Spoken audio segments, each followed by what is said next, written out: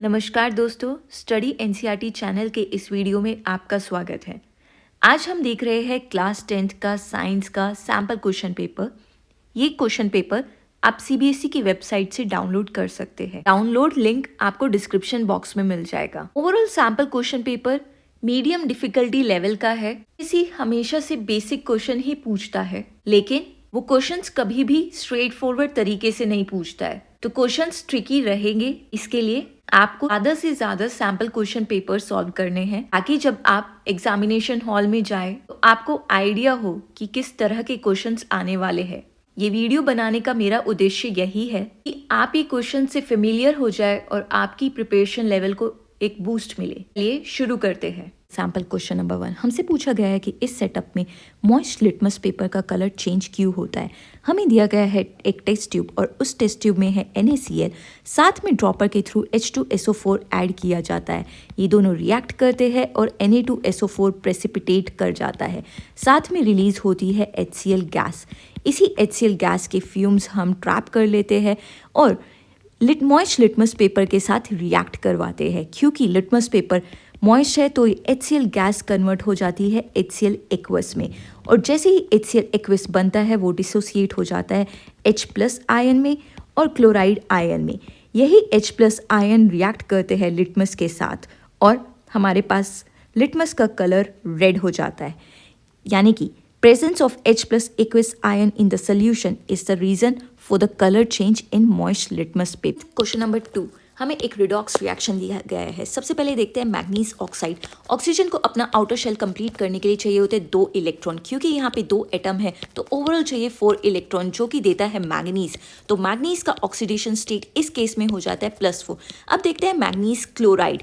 Chlorine को अपना outer shell complete करने के लिए चाहिए होता है 1 इलेक्ट्रॉन। क्योंकि यहाँ पे 2 एटम है तो ओवरऑल चाहिए 2 इलेक्ट्रॉन, जो कि आ रहे हैं मैग्नीज से। तो मैग्नीज का ऑक्सीडेशन स्टेट है यहाँ पे +2 और मैग्नीज का ऑक्सीडेशन स्टेट +4 से +2 हुआ है। इसका मतलब मैग्नीज ने 2 इलेक्ट्रॉन गेन करे हैं, यानी कि मैग्नीज हो गया है रिड्यूस्ड। अब देखते हैं HCl। क्लोरीन को 1 इलेक्ट्रॉन चाहिए, जो कि आ गया है हाइड्रोजन से। तो क्लोरीन का ऑक्सीडेशन स्टेट है -1। क्लोराइड को देखते हैं। क्लोरीन आपस में कोवेलेंट बॉन्ड बना लेते हैं, जिसकी वजह से उसका ऑक्सीडेशन स्टेट है 0। क्लोरीन आया है -1 से 0, यानी कि उसने 1 इलेक्ट्रॉन लूज कराया है, यानी कि क्लोरीन हो गया है ऑक्सीडाइज्ड। तो करेक्ट आंसर हम देख रहे हैं क्वेश्चन नंबर 3। इस सेटअप में हमें दिया गया है कि मैग्नीशियम रिबन को बर्न किया जाता है और जो कंबशन रिएक्शन के प्रोडक्ट है वो कलेक्ट किए गए हैं इस वॉच ग्लास में। चलिए देखते हैं ये रिएक्शन कैसा दिखता है। Magnesium solid reacts with oxygen in the air and forms magnesium oxide. यही मैग्नीशियम ऑक्साइड को कलेक्ट किया गया है वॉच ग्लास में। चलिए देखते हैं करेक्ट ऑप्शन क्या है। First, brown powder of magnesium oxide is formed. No, the color of magnesium oxide is white. Second, colorless gas which turns lime water milky is evolved. ये बात हो रही है CO2 गैस की, और इस रिएक्शन में CO2 गैस इवॉल्व नहीं हुई है। Third, magnesium ribbon burns with brilliant white light. Correct. Fourth, reddish brown gas with a smell of burning sulfur is evolved. Wrong. इस रिएक्शन में कोई गैस इवॉल्व नहीं हुई है। सैम्पल क्वेश्चन नंबर 4 हमें 4 गैसेस दी गई है, carbon dioxide, carbon monoxide, chlorine और ऑक्सीजन। और हमसे पूछा गया है सबसे पहले एसिडिक ऑक्साइड। एसिडिक ऑक्साइड वो होती है जो H2O के साथ मिलकर बनाती है acid. For instance CO2 plus H2 बनाता है carbonic acid. So the correct answer is CO2। Use in treatment of water. Chlorination process के बारे में हम सबको पता है। इस प्रोसेस में वाटर में क्लोराइड ऐड कर दी जाती है, क्योंकि chlorine kills micro organism. Product of respiration. Respiration में ब्रेकडाउन होता है ग्लूकोज का। It can be either in presence of oxygen और इन एब्सेंस ऑफ ऑक्सीजन, और इसके प्रोडक्ट होते हैं CO2 plus energy. So the correct answer is CO2। Product of incomplete combustion. Incomplete combustion इसलिए होता है क्योंकि ऑक्सीजन की डिफिशियंसी होती है। इसकी प्रोडक्ट होते हैं CO2 प्लस CO और energy. The correct answer is CO। Question number 5 में हमें एक टेस्ट ट्यूब दी गई है और उस टेस्ट ट्यूब में है आयरन सल्फेट। आयरन सल्फेट का कलर होता है ग्रीन। इस टेस्ट ट्यूब में हमने प्लेस कर दिया है कॉपर कॉइन और हमसे पूछा गया है क्या हम आयरन सल्फेट में कोई चेंज ऑब्जर्व करते हैं। देखिए, आयरन सल्फेट प्लस कॉपर, अगर हम एक्सपेक्ट करते हैं कि कॉपर सल्फेट फॉर्म होगा और आयरन प्रेसिपिटेट हो जाएगा। इसके लिए कॉपर को डिस्प्लेस करना होगा आयरन को। लेकिन हम जानते हैं iron is much more reactive than copper. इसका मतलब कॉपर आयरन को डिस्प्लेस नहीं कर सकता। देयरफॉर कॉपर सल्फेट फॉर्म नहीं होगा और आयरन प्रेसिपिटेट नहीं होगा। जो जैसा है वैसे ही रहेगा, यानी कि ferrous sulphate solution will remain green and there will be no change in copper coin. Number 6, Anita ने कुछ ड्रॉप्स ऐड करे हैं पीएच पेपर पर। किसके? डाइल्यूट एसिटिक एसिड के, जो कि है विनेगर, और दूसरा है डाइल्यूट HCl जो कि वेरी स्ट्रॉन्ग एसिड होता है। पीएच स्केल समझ लेते हैं। पीएच स्केल की रेंज होती है 0 से 14 पर, 14 being the most basic and 0 being the most acidic. PH 7 होता है न्यूट्रल। जब हम 7 से 0 की तरफ जा रहे हैं, यानी कि एसिडिक स्ट्रेंथ इंक्रीज हो रही है, इसका मतलब है HCl का रेंज होगा कुछ ये और विनेगर का रेंज होगा ये। विनेगर का pH is more than pH of HCl। First statement correct है, सेकंड गलत है। Acetic acid dissociates completely in aqueous solution. देखिए, फर्स्ट रिएक्शन है dissociation reaction of acetic acid, पर इस फॉरवर्ड रिएक्शन के साथ हो रही है एक बैकवर्ड रिएक्शन जिसमें एसिटेट आयन रिकम्बाइन कर जाते हैं H+ के साथ टू फॉर्म एसिटिक एसिड, यानी कि ये कभी भी कंप्लीटली डिसोसिएट। क्वेश्चन नंबर 7 में हमें 4 ऑर्गेनिक कंपाउंड्स दिए गए हैं। सबसे पहला कंपाउंड है इथीन, क्योंकि इसमें कार्बन कार्बन में डबल बॉन्ड है। दूसरे कंपाउंड में फंक्शनल ग्रुप लगा हुआ है कार्बोक्सिलिक एसिड का, और ये कंपाउंड है इथेनोइक एसिड। तीसरा कंपाउंड है इथेन, और फोर्थ कंपाउंड में अल्कोहल का फंक्शनल ग्रुप लगा हुआ है, तो ये है इथेनॉल। पहला ऑप्शन है ए और बी आर अनसेचुरेटेड हाइड्रोकार्बन्स। सबसे पहले समझते हैं हाइड्रोकार्बन्स क्या होते हैं। वो कंपाउंड्स जिसमें सिर्फ और सिर्फ कार्बन और हाइड्रोजन एटम प्रेजेंट होते हैं उनको हाइड्रोकार्बन्स बोलते हैं। हमारे इस एग्जाम्पल में ए और सी हाइड्रोकार्बन है। हाइड्रोकार्बन्स में सैचुरेटेड और अनसैचुरेटेड 2 कैटेगरी होती है।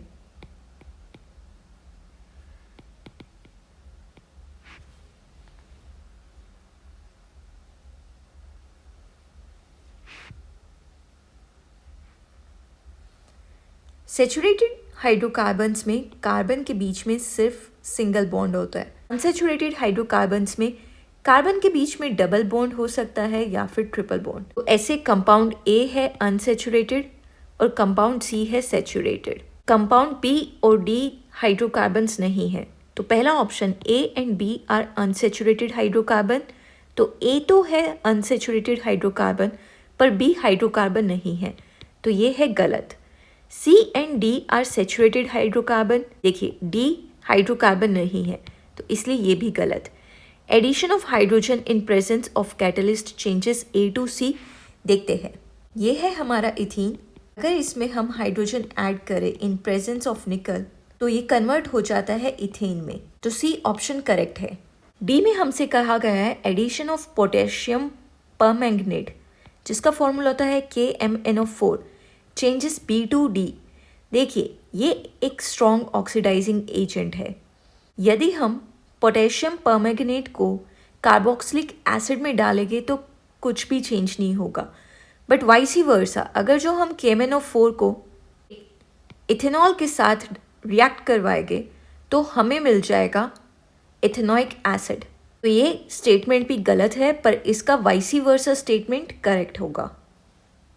हम देख रहे हैं क्वेश्चन नंबर 8। इस क्वेश्चन में हमें लीफ का ट्रांसफर सेक्शन दिया गया है और पूछा गया है मैक्सिमम फोटोसिंथेसिस किस सेक्शन में अकर होता है। इसके लिए हमें समझना होगा कि फोटोसिंथेसिस के लिए सबसे मेन रिक्वायरमेंट क्या है, और वो है सनलाइट। लीफ यूज करते हैं एक pigment to absorb this sunlight, और उस पिगमेंट का नाम है क्लोरोफिल। ये क्लोरोफिल हमें कहाँ मिलता है? क्लोरोफिल हमें मिलता है सेल ऑर्गेनेल्स में, जिसका नाम होता है क्लोरोप्लास्ट। ये क्लोरोप्लास्ट प्रेजेंट होता है सेक्शन 2 और 3 में कुछ इस तरह से। सेक्शन 1 और सेक्शन 4 एक्चुअली होते हैं एपिडर्मिस, जहाँ पर क्लोरोप्लास्ट प्रेजेंट नहीं होता। तो मैक्सिमम फोटोसिंथेसिस के लिए हमें चाहिए क्लोरोफिल, जो कि मिलता है क्लोरोप्लास्ट में, और क्लोरोप्लास्ट मिलते हैं सेक्शन 2 और 3 में। तो हमारा राइट आंसर है option B. Sample question number 9। हमें बोला गया है कि ये सेटअप ऑब्जर्व करो और इस केमिकल कंपाउंड का नाम बताओ। ये केमिकल कंपाउंड क्या करता है? ये गैस एब्जॉर्ब करता है। कौन सी गैस? जो कि है बाय प्रोडक्ट ऑफ रेस्पिरेशन। पहले देख लेते हैं रेस्पिरेशन प्रोसेस क्या होता है। रेस्पिरेशन में ग्लूकोज ब्रेक डाउन करते हैं in order to release energy, और इसका बाय प्रोडक्ट होता है CO2 प्लस H2O अगर जो ऑक्सीजन इन्वॉल्व है, प्लस एनर्जी रिलीज होती है। CO2 होता है एसिडिक इन नेचर, यानी कि CO2 को एब्जॉर्ब करने के लिए हमें चाहिए स्ट्रॉन्ग बेस, और वो स्ट्रॉन्ग बेस है KOH। पोटेशियम हाइड्रोक्साइड CO2 के साथ रिएक्ट करता है और फॉर्म करता है पोटेशियम कार्बोनेट प्लस वाटर। तो करेक्ट आंसर है potassium hydroxide. Sample question number 11, और हमसे पूछा गया है इन फिगर्स में से सबसे एक्यूरेटली कौन सी फिगर डिपिक्ट करती है ट्रॉपिक मूवमेंट्स को।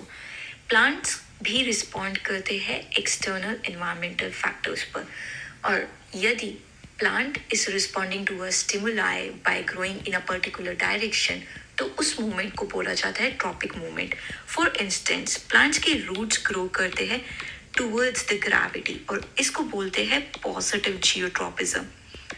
और प्लांट के शूट ग्रो करते हैं अवे फ्रॉम द ग्रेविटी, और इसको बोलते हैं नेगेटिव जियोट्रॉपिज्म, क्योंकि ये ग्रेविटी के अपोजिट है। यदि एक गमले को हम ऐसे टेढ़ा लेटा दे तो क्या होगा? The shoots will continue to grow away from the gravity and the roots will continue to grow towards the gravity. और इसमें से कौन सी फिगर ये डिपिक्ट करती है? वो है figure number sample question number 12। इस क्वेश्चन में हमें दिखाया गया है डिफरेंट टाइप ऑफ पॉलिनेशन, और पूछा गया है किस टाइप से मैक्सिमम वेरिएशन देखने को मिलता है ऑफस्प्रिंग में। सबसे पहले देखते हैं टाइप ए। टाइप ए में पेरेंट 1 और पेरेंट 2 दोनों ही सेम प्लांट से आ रहे हैं। इस टाइप को बोलते हैं सेल्फ पॉलिनेशन। टाइप सी में भी यही हो रहा है। टाइप बी में देखें तो पेरेंट 1 आया है प्लांट 1 से और पेरेंट 2 आया है प्लांट 2 से। देयरफॉर इस प्रोसेस को हम बुलाएंगे क्रॉस पॉलिनेशन। क्रॉस पॉलिनेशन से मैक्सिमम वेरिएशन पॉसिबल होते हैं ऑफस्प्रिंग में। तो करेक्ट आंसर है बी एंड डी। एक कंप्लीट सर्किट बनाया जाता है और उसे कुछ टाइम के लिए छोड़ दिया जाता है।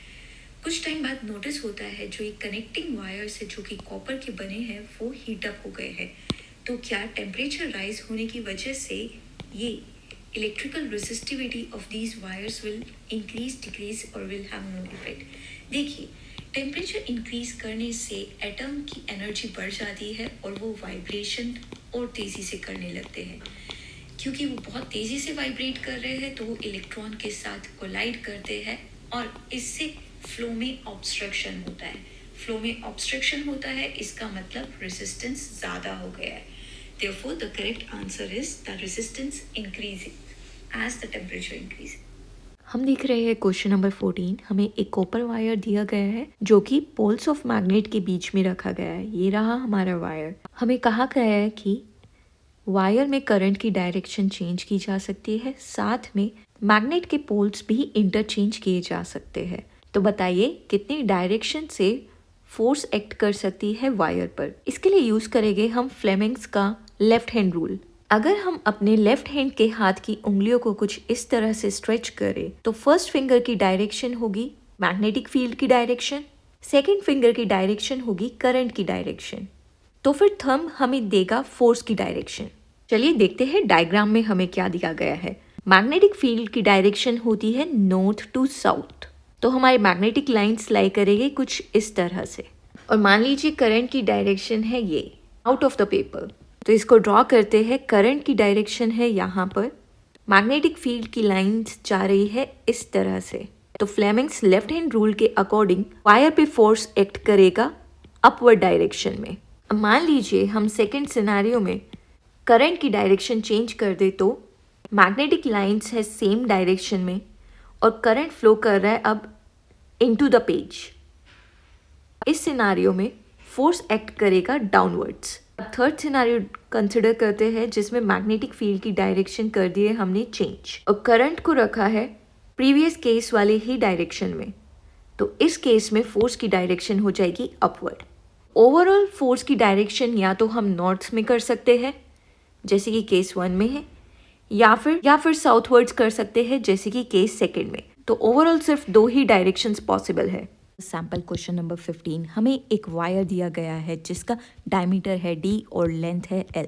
इस वायर के अराउंड प्लास्टिक इंसुलेशन रैप कर दी गई है और हमसे पूछा गया है कि हम इसका रेजिस्टेंस, इस वायर का रेजिस्टेंस कैसे डिक्रीज कर सकते हैं।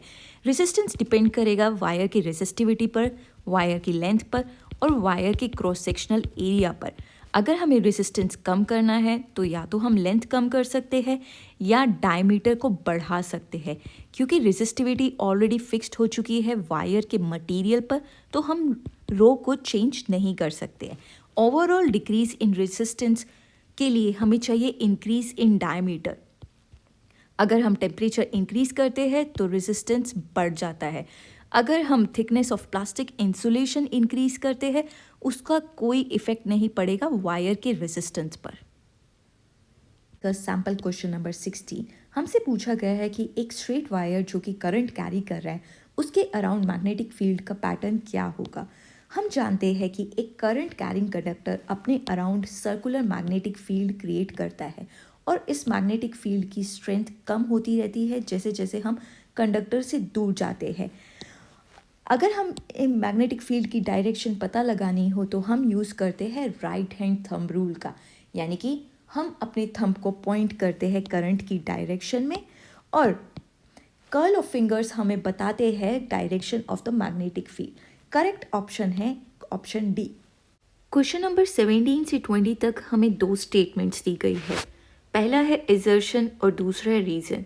हमें बताना है क्या ये दोनों स्टेटमेंट्स ट्रू है और यदि ट्रू है तो क्या सेकंड स्टेटमेंट रीजन है पहले स्टेटमेंट का।